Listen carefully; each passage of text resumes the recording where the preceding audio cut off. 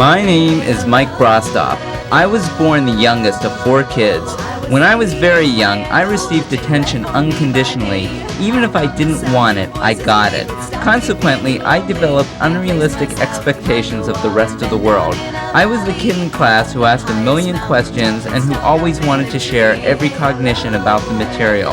I always was jealous anytime someone received more attention than myself. If someone didn't give me the attention I expected, then I considered it a rejection.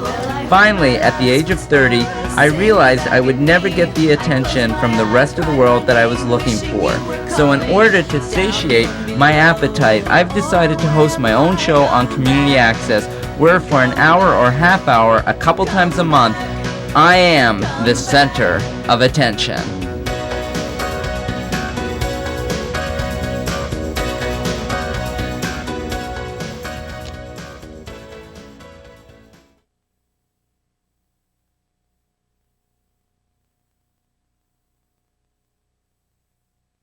Brostoff, and on this show I have my good friend Asha Gunabalan on.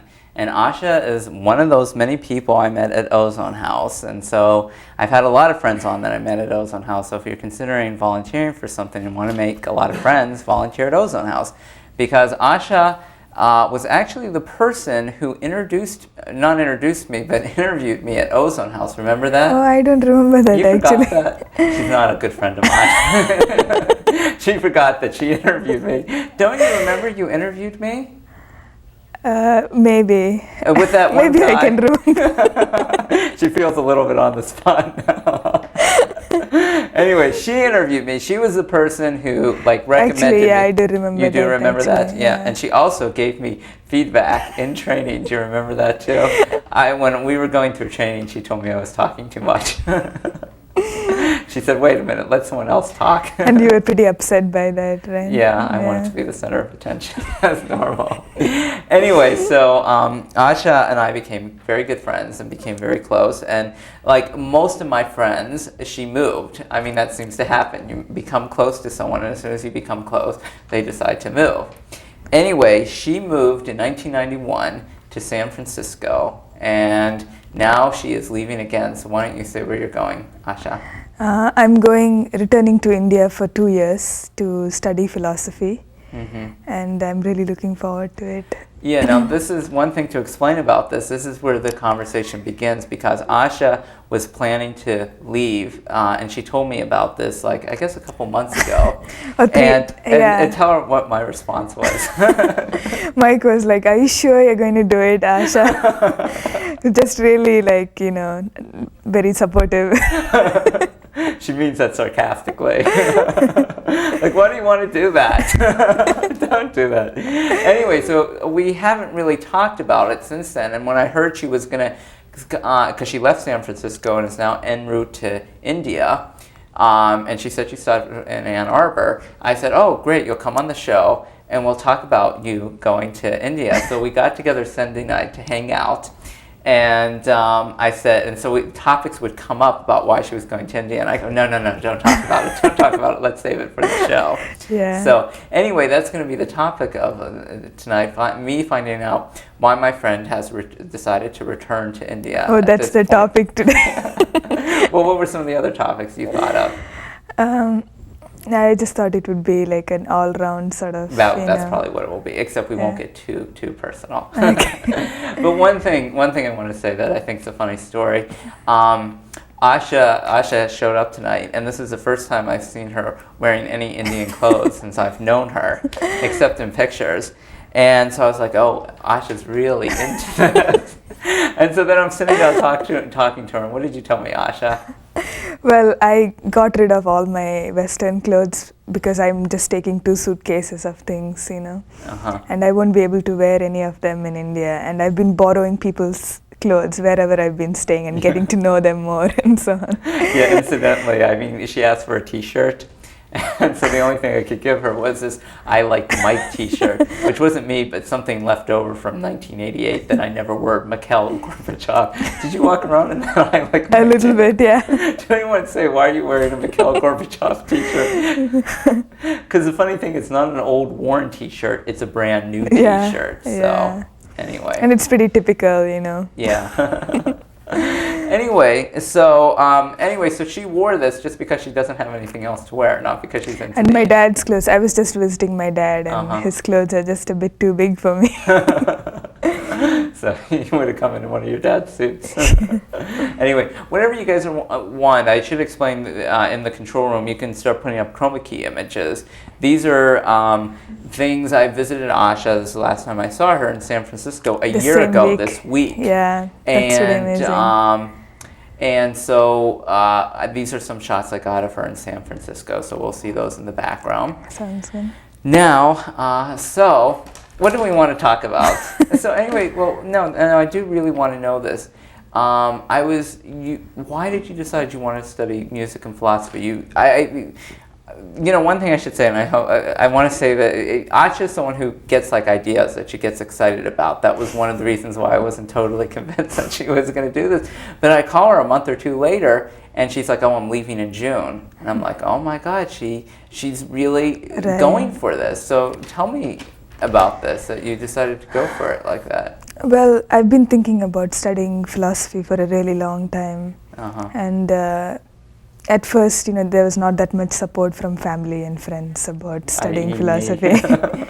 No, because it's not something that you can survive on. You may not get a job, once you graduate and things like that. But I remember thinking long time ago, I'm an accountant. I graduated with an accounting degree. And I remember thinking a long time ago before I finished school that... Can I interrupt 1 second? I'm sorry. I just want to give him a story. You have to pull out the 5800 patch. That's why you're getting that image. Once you get the 5800 patch out, you'll be able to get the image of Asha. And then strobe the image of Asha. Sorry. They just realized that. Oh, okay, great. They realized that without me. I just noticing they were having trouble with the chroma key. Anyway, so it's studying philosophy. So, I remember thinking I'll just work for a couple of years as an accountant and then really do what I want to do, save up a little bit of money or whatever and have more time to just figure out what I want from life and that kind of thing. Right. And it's been about 3 years since I finished school, as you know. And I worked for the IRS in Oakland for 6 months. Yeah. And then I got a job at an alternative, San Francisco based. Women-owned cooperative, and it was just one of the most amazing experiences in my life. Working there. I don't really enjoy working with numbers that much. But being an accountant. Well, why India? How come you decided to go back to India? Well, that's where I'm from originally. Yeah. I've been here for the last 10 years, as you know, Mike, and there are many ways in which Indians or different ethnic or different people from different countries who come here adapt. Yeah. And everybody is pretty unique. I think everybody adapts pretty uniquely, And I feel like it's important for me to sort of get my connections back. And then, because I came from India when I was 17, and I wasn't thinking that much. I was so enamored by 24-hour TVs and 100 channels or whatever, and tons of ice cream and just glamorous shops and all that kind of thing. But I feel like I've learned a lot here, and I want to pursue my interest in philosophy. I met some really interesting teachers, as you know, as we've talked about a little bit. And the Indian philosophy is just one of the most amazing things that I can ever delve myself into. Now, you're studying music too, you were telling me? Well, I play the saxophone a little bit. I started taking lessons a year ago. Just when I was visiting. And I want to. There's an instrument called the Nadaswaram, which is a similar wind instrument. But it's a little too high pitched for me, or I don't like the sound as much. Right. Whereas I really like the sound of the saxophone, and I want to take music lessons from a Nadaswaram teacher, so that I can play the saxophone in Indian music. So here's the thing, let me explain a couple of things to the audience. Asha's family, actually her mother died when she was little, but her father is living here and her sister's living there. Now, who's going to be? Where are you going to go? Is there going to be family where you're going? There's going to be some extended family members, but I'll be living in the dorm. So I heard it's a beautiful campus. Oh, really? Where in India, by the way? It's in the south, in the state of Andhra Pradesh. The city is Hyderabad. And it's a very nice mix of people in the sense that there are Muslims, Hindus, and there are many different languages that are spoken. And the population is about 7 million. And my grandparents from both sides are originally from Andhra Pradesh. But then some of them moved to Madras and some of them moved to Coimbatore, which is another city. So I'm not just going back to India, to Madras where I grew up, but I'm going back to where my grandparents originally came from. Right. Oh, okay. And the language that is spoken, or my mother tongue is Telugu, which is a beautiful language. And I miss hearing it. And when's the last time? When you get together with your sister or your father, do you speak English or? Well, we got used to speaking in English, but I would prefer to develop my Telugu a lot more. I studied it in high school, and Telugu is one of the few South Indian languages that uses Sanskrit, that enunciates Sanskrit very clearly, and it's a very beautiful language. You know. So I'm the PR person for Telugu. I've never heard you speak anything in your in how do you say? Telugu. Telugu. Am I saying Telugu? Yeah, that's fine. Okay. Can you say something to me in Telugu? Yelagundavu, Mike.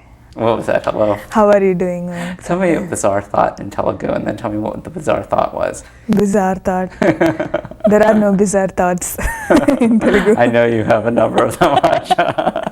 But I think them in English. No, it's true actually. The relationship, or I'm starting to find out more about it, you know, the relationship between language and our thought process, you know, is pretty interesting.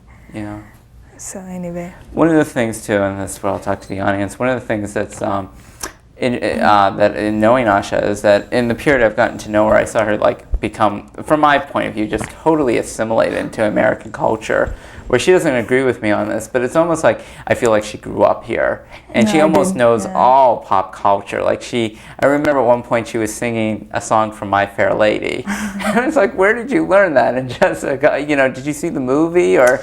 And you seem to know all the pop things, like things that were on TV. Not that these are important things to know, you know, in fact they're not, but how did you pick them up so? Well, one of the things that Americans may not realize is that, you know, there's a lot, anything American in different countries is considered, wow, great. Oh, really? That's great. So a lot of English movies come there, and a lot of different sitcoms and so on, and so you had seen popular a lot of these movies. Things growing up in India. Yeah, and I remember, and I had a music teacher in high school called the Western Music School. Oh, really? That's Western funny. Music teacher, and he would teach us like songs like "She'll be coming down the mountain when she comes," and you know. So I mean, just a little bit. There's more of an influence.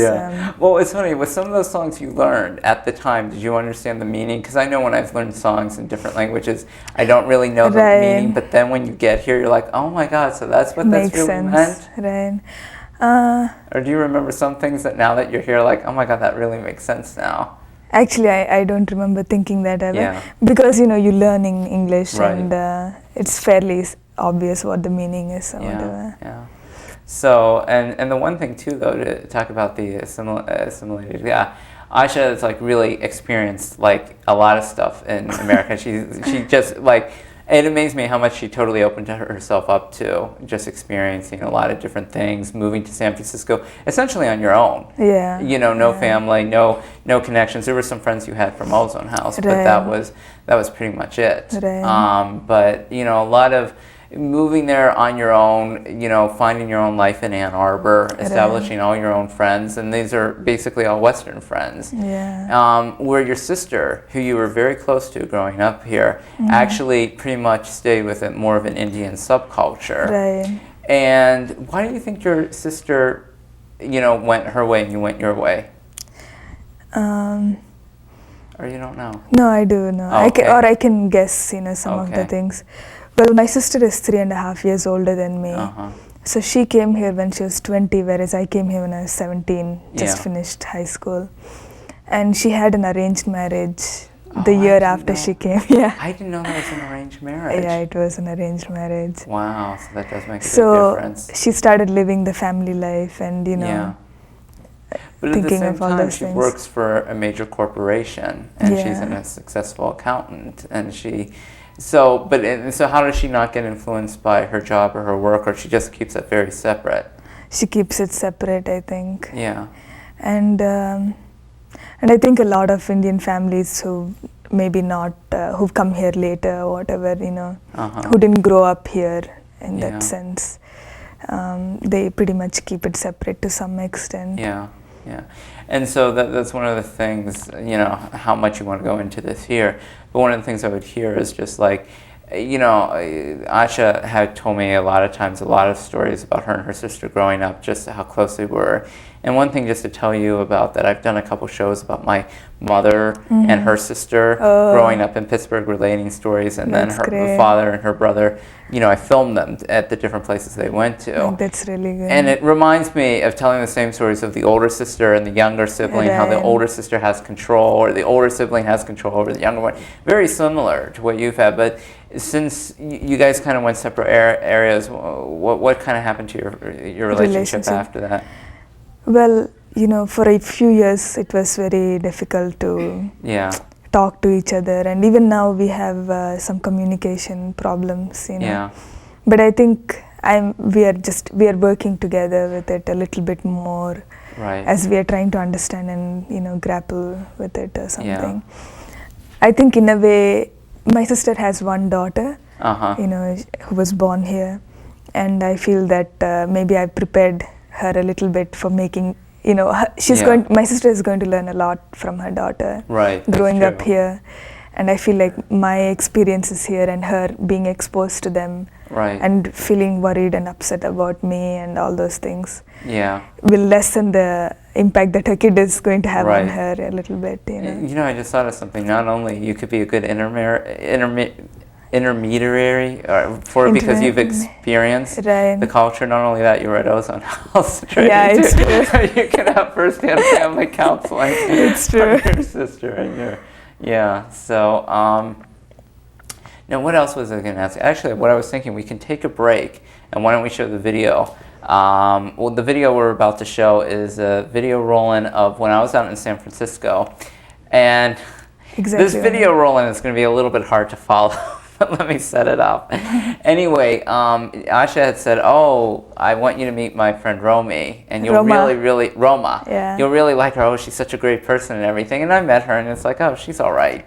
But then by the end of the evening, I really liked her friend Roma. I was like, wow, I really like your friend Roma. I just, you know, really connected with her. And the video rolling, it's just I wanted to have some video rolling, so it's a little bit lame, but this is where I first connected with Roma. And we're talking about flying dreams where you're flying. And another one of Asha's friends is there too, who I know from Ann Arbor, and that's Lara. So when you guys are in the control room, just go ahead and roll that when you're ready.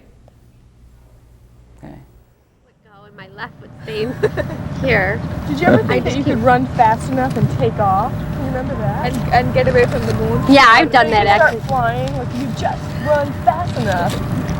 Like a kite. Exactly. Not in real life, but in my dreams, I still dream things like that. That you're flying? I love to dream that I'm flying. Well, it's just all I have to do. I realize, like, I don't have to walk. All I have to do is pick up my feet and just move quickly. It's not like I'm flapping my arms to fly, but it's like almost like a really quick skateboard, and I can jump real high between spots. I've had flying dreams where I was like this, like Superman, and then I've had flying dreams when I was like that, and then I've also just had dreams when I was up and up high, and looking down and seeing stuff. Wow. Most of my flying dreams are about car level, which makes me think that that's probably where I get the visuals from it, from being in a car. But I'm sailing around at about automobile level. Yeah. That would be really cool. Yeah. You could just be in traffic and stop at stop signs. But you can go over the cars. Yeah, you could actually go over that. Forget all that. Okay, welcome back. And I should mention that's in San Francisco at the Mission Dolores Park. Yeah. And we were hanging out there, and so you see San Francisco in the background behind Asha. Anyway, so how do you feel? I mean, one of the things that's like disappointing about Asha going back for me is like she moved out to San Francisco. And like 2.5 years ago, and she's like, Mike, you have to come out here. You'll really like it. There's so many more things.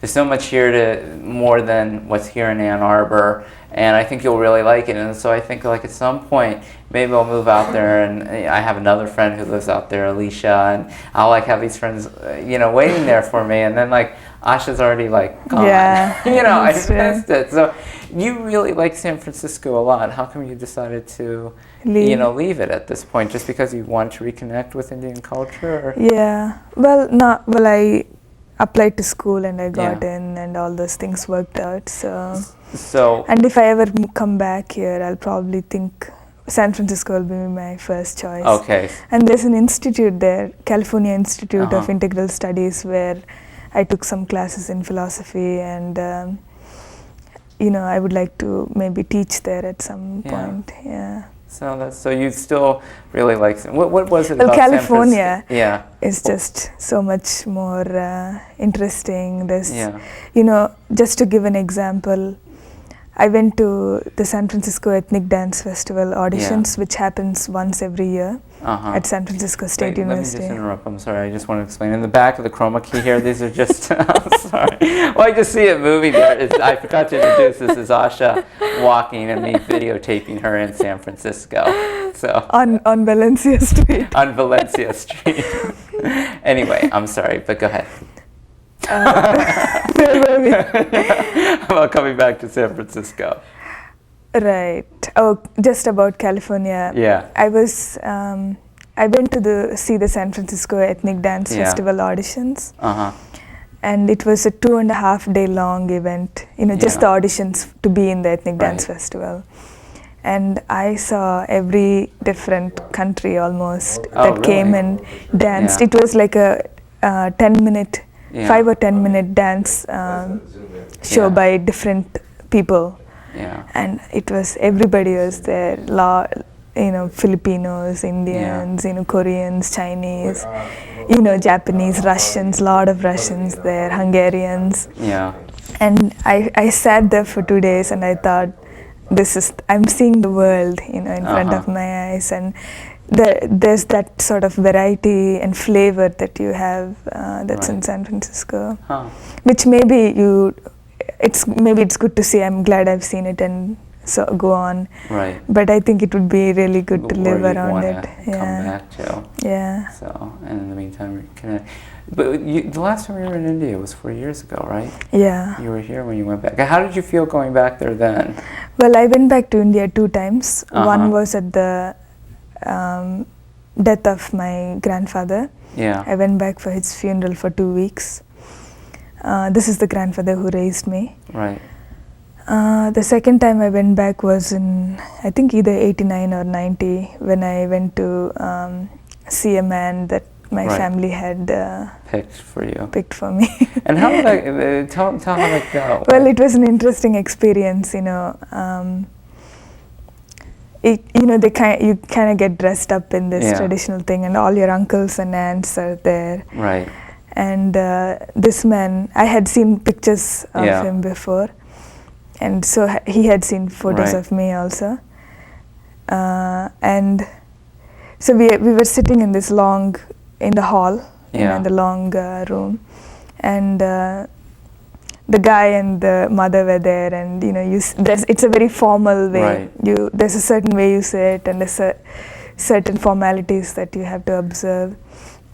And it was interesting. I mean, I was a little bit not really into it that much. So, but my aunt took me by the hand. It's like the woman takes you by the hand and sits you down and stuff. Well, was that, to me, I'd feel so uncomfortable, because even though it'd be like being the center of attention, just like it'd just be so weird to have to be lined up with someone, and I would feel much more comfortable observing a event like that than being the center, and especially that's such a, for one thing, to being able to decide whether you like someone or not, and you're into them, it's such like, to me, a private thing that you'd want just to observe. And then if you ever were to open up to that person, you two were to open up to each other, then it would be like totally private, but yet to have it so public. Yeah. So I'm wondering how that felt for you.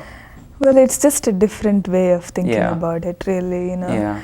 And I think like here you're in the spotlight with one other person that you don't know, but you might end up spending the rest of your lives with each other. And the idea behind that is, it's not actually, it makes a lot more sense than probably in some that's ways, you know, because you both come from similar socioeconomic backgrounds. I'm talking more about the meaning, not the arranged marriage. No, in fact, sometimes I think like arranged marriages make more sense than what we have now, which is simply you're supposed to fall in love, but people who fall in love too young, that's not right. And I mean, you get really mixed messages that, love is something that fades real quickly. There's a deeper love, and it's hard to choose. And it almost seems like it would make more sense to have an older generation pick that and make it work for you, even though that's totally radical. I almost see the reason, but I'm just saying the whole ceremony itself, that initial ceremony, would be just so uncomfortable. It was uncomfortable, but I was also really excited because it's all very subtle and Were you attracted to him?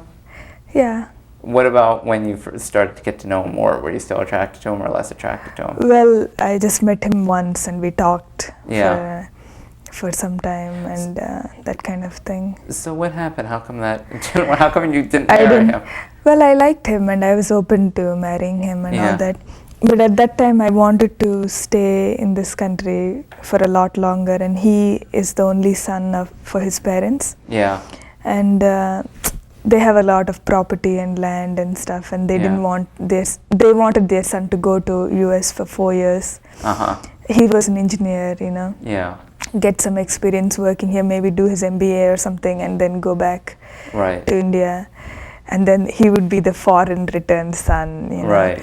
But then, so the parents got nervous when I said, well, I think I'd like to stay in the US for a long time. But I mean, here you are 4 years later returning on your own. Yeah. But still, I mean, if you did come to the U.S., I mean, you wouldn't have had your whole San Francisco experience. Yeah. Which, from what you've told me, you've changed and grew so much from that.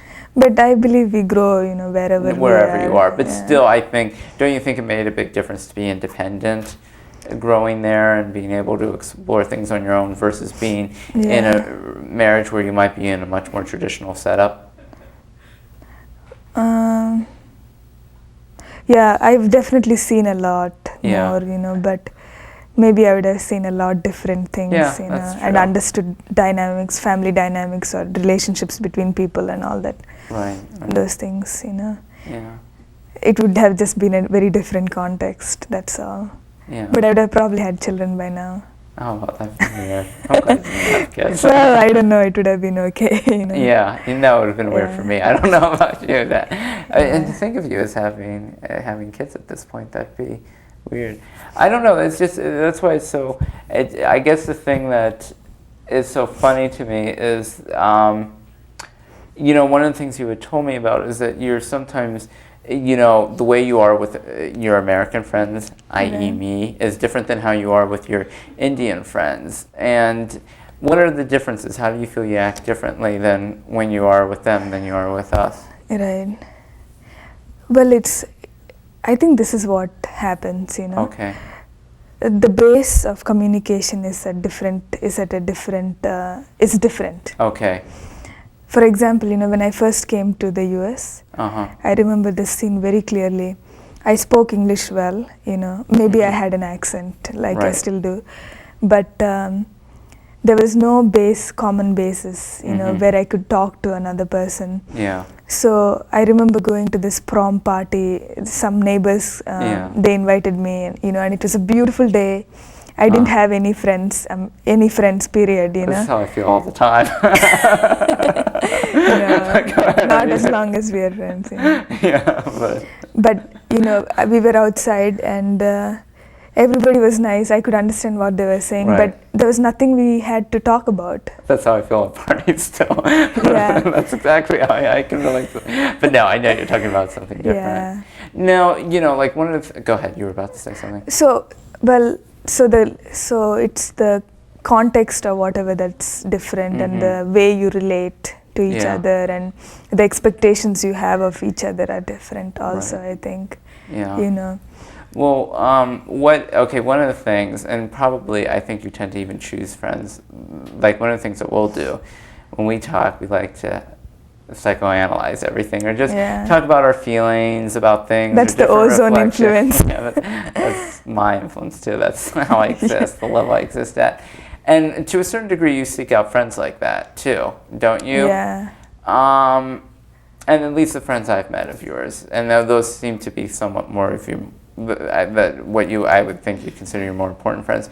Do you relate that way too with the people With my Indian friends. your Indian friends? Is it like, well, how do you feel about this, or if this happened, or when this happened, it made me feel this way, or think this way, or it reminds me of this? Yeah. Maybe not as much, because generally, like talking about feelings is not. It's more of a Western thing to do. Right. Right.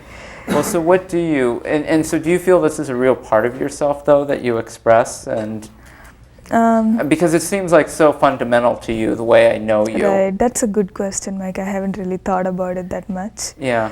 But you're right, I do tend to talk more that way, and I feel closer when we talk that way. And I think that happens more on a one-on-one level, Right, exactly. And occasionally, if you're close or you connect with a group of people, it happens there too. Right. Yeah. Right. But it's not, people generally are not so that much, people who grew up there are maybe not so much interested in talking about. So what are some of the things you would talk about if you were with some of your Indian friends? God, I don't know. Yeah, like doing things together, just, I don't know, just doing things together, maybe more than, I can't, actually it's hard to think of what we talk about. I'm sure we talk about the usual things, whatever they are. Yeah. And do you think if you're in India, now are there other Westerners that will be at the university or the college? I don't know actually. I really don't know. There might be a couple more. Do you think you'll miss that part if you don't have a chance to express that at all? Or? Well, I'm sure that there's room to express it. I'll just have to find that. Well, you've met in San Francisco. You established friendships with other Indians who were living in. Well, actually, I don't really have. Most of my friends are Indians from the second generation. Oh, okay. Second generation Indians are people who've been here for a really long time, like me. Yeah. So anyway. Yeah. So I don't really know that much. I will be learning a lot also. Yeah. That will be definitely interesting to see what it's like when you go back. We'll do a show when I come back and we'll talk more about it. how you change and how you reflect about things. So let me see if there's a couple. So you don't know at this point in time whether you might come back to the States or not. Yeah, I don't know. You're leaving that open. One of the greatest things that I learned in San Francisco is just not to be so set on anything. Right. I'm just trying to take life as it comes without planning too much for it, but trying to do what I want to do. And if I want to, I'm being open to many possibilities. If I want to come back from India in the next 6 months, if I hate it, I don't know how, I really have no idea how I'll feel once I go back. And if I hate it, I might decide to come back. Well, I'd like to think that I'll stick with the program at least, finish the 2 years. Because that's the thing, you have to, because I remember you hated it when you first went out to San Francisco or anywhere you move. It's the adjustment is so hard. And this one will probably be much harder because it's a really major cultural change too. Even for me. Yeah, exactly. I mean, even if it was your native culture, I mean, probably a lot has changed. And you weren't an adult there. You didn't make the transition of being an adult. And I'll have to grow really fast, not talk in a certain free and open Yeah. Something like that. Be much calmer and all those things. Right. Yeah. So. But I'm looking forward to it, you know. When, what do you think you might miss the most? Have you thought about that at all? Or? Well, actually, you know what I miss the most? What? You know it. Ice cream. No. It's Nanaba. Oh, Zingerman's. So you missed that in San Francisco. I never found a deli that was as good as Zingerman's, and I looked pretty hard for it. How many times? Have you had a chance to eat at Zingerman's yet since you've been back? Yeah. Just Sunday, right? A few times. A couple times. You're not even been here that long. Yeah. What about in San Francisco? What do you think you might miss out there? Well, I really liked the street that I lived on, and I lived above a cafe on Valencia Street, as you know. And I think I'll really miss some of the people who work in the close by places and so on. Right. Yeah. And let's see. I think Asha, is there anything you want to talk about or bring up or? Well, just life is an interesting journey. Yeah. And you meet different people and do different things in that journey, and then it goes on. Right. I mean, and then you just go on with it. Right. But try not to get stuck not stuck even, but just take it as it goes type thing, Yeah, that's one of the things you'll be studying. I thought of something I want to tell. Can I tell the swimming story? The what? The swimming story. Okay, sure. This is one of my favorite stories, and this has to do with Asha. Asha learned to swim in the United States when, I guess you were like 25 or 22? 22 or 3. Yeah. 22 or 3. It was in like 1991, and she was with her boyfriend. And one of the things... With my male friend. With your male friend. Why, I shouldn't say boy. Thank you. What? Yeah. Anyway, so he was teaching her to swim, and I went to, and it was in Vet's Pole, so she says, why don't you come over? And so I'm coming over, and she was taking swimming lessons, and I get to the Vet's Pole, and it's like incredibly crowded, and I have so much trouble finding where she is, and I hate to even go to Vet's Pole, but then I find, and I see Asha over in one corner of the pool with Joe, her male friend. Anyway, and Asha's hair, you had it longer there. It wasn't tied back what it was. And it just looked a little bit odd because only the front parts were wet. That's right. I remember you saying something. And so these like front parts were hanging in her face because she was not used to the water or putting herself in the water. So it was like, where most people who swim put themselves in the water, they come out and their hair is all slicked back, wet, and they brush it back. Or Asha was just dipping her face in the water. And so the front part of her hair would get kind of soaked and just kind of hang there. She was having trouble seeing past it, but she didn't really know what to do with it. And so she was just so uncomfortable. It was so bizarre because I haven't felt uncomfortable in the water since I was little, and I don't necessarily remember that. And it was so funny because she would be like, afraid to stand in the water and not hold things. She didn't even have her balance. But the biggest thing that and this is one of these like cornerstone lessons for me in life, is that every time Asha would come out of the water, she goes, you hear that those people are laughing at me? Okay, once or twice, Mike. I don't know what every time. I sound like a paranoid person. Well, you were. I thought you said it more than once or twice. But they're laughing. It does make you sound paranoid. Not like she's a crazy person, but laughing at me. But anyway, so she would hear this laughter, and it was like, they're not laughing at you. And she goes, yes, they're laughing at me. I can tell. And I'm like, Asha, they're just having fun. Like, meanwhile, there's just tons of kids. And they're just swimming all over, like throwing at each other. And you look around, no one's paying attention. You can't even recognize you or see you're there. And I just remember that it's just been such a lesson to me about feeling vulnerable anytime you take on something new. Or you do a new thing that you need almost so much privacy because you just don't even know how to interpret the stuff you see around you. And so whenever I start feeling that way, like maybe even going back to graduate school and not knowing how to read things, I just always remember how vulnerable you were because it was so clear to me. And I felt comfortable in the pool. And I could see that people were just all in their own world having fun. But here you were taking on something new. It's so true, and what was around you was so important. And you felt so vulnerable that I just always remember you just standing there with the hair wet in your face, feeling paranoid about them. Yeah, and feeling very sensitive to what. Sensitive, that's the main thing, not so much paranoid, but sensitive. Yeah. And just thinking about, it's like, I'm learning to swim. Every time I did that, I always think about that. Right, and everybody else around me already knows how to swim very well. Exactly. So, anyway. Yeah, that is a good thing. After you told me about it that way, I really liked it. Right. So that's been my good observation. Thank you. The other thing that I remember of you saying, maybe you could tell the story, is remember when you were at Eastern and you were just sitting watching people walk into the doors? Yeah, I don't remember it that well, but go ahead. All this stuff. One of the things that Asha talked about was that she was sitting outside and she went to EMU and she was just like hanging out in between classes. And this is one of these really subtle philosophical things which she's going to study.